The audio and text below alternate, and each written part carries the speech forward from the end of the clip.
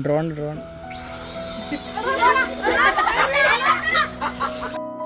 എവിടെയെങ്കിലും പോയാൽ കാടും പടലും പറിച്ചു കെട്ടിയിട്ട് വരും ഇതുപോലെ. ഇറങ്ങിക്കോ. ഇന്ന് ശരിക്കും അമ്മേനെ ഡോക്ടറെ കാണിക്കാൻ വേണ്ടിയിട്ട് കണ്ണൂരിൽ പോയതാണ്. അവിടെ എത്തിയപ്പോഴാണ് കണ്ണൂർ നോർത്തിൻ്റെ സ്കൂൾ കലോത്സവം നടക്കുന്നത് പറഞ്ഞത്. വെറുതെ ഹോസ്പിറ്റലിൽ നിന്ന് മുഷിയണ്ടെന്ന് വെച്ചിട്ട് അങ്ങോട്ടേക്ക് വിട്ടു. പോകാണ്ട് ഞാൻ പഠിപ്പിച്ച സ്കൂളിലെ ടീച്ചറേയും എന്നെ പഠിപ്പിച്ച മാഷെല്ലാം കണ്ടു.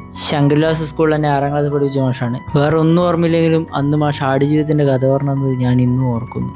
കാലം ഒരുപാട് കടന്നുപോയി. ഇപ്പം ഞാൻ 6ാം ക്ലാസ് പഠിപ്പിച്ച ചെക്കനാണ് ഇവിടെ പാട്ട് പാടുന്നത്. സംസ്കൃതോത്സവം നടക്കുന്ന സ്റ്റേജിലേക്ക് ഒന്ന് പോയി. അവിടെയും അറിയുന്ന ടീച്ചേഴ്സും കുട്ടികളൊക്കെ ഉണ്ടായിരുന്നു. അപ്പോഴേക്ക് അമ്മ ഡോക്ടറെ കാണിച്ച് മരുന്നെല്ലാം വാങ്ങി അവിടെ നിൽക്കുന്നുണ്ടായിരുന്നു. അവിടെ അമ്മേനെയും കൂട്ടി നേരെ ഹോട്ടലിലേക്ക് പോയിട്ട് ഫുഡ് കഴിച്ചു. അതിനുശേഷം പൊന്നാത്തനെ കാണാൻ വേണ്ടിയിട്ട് പോയി.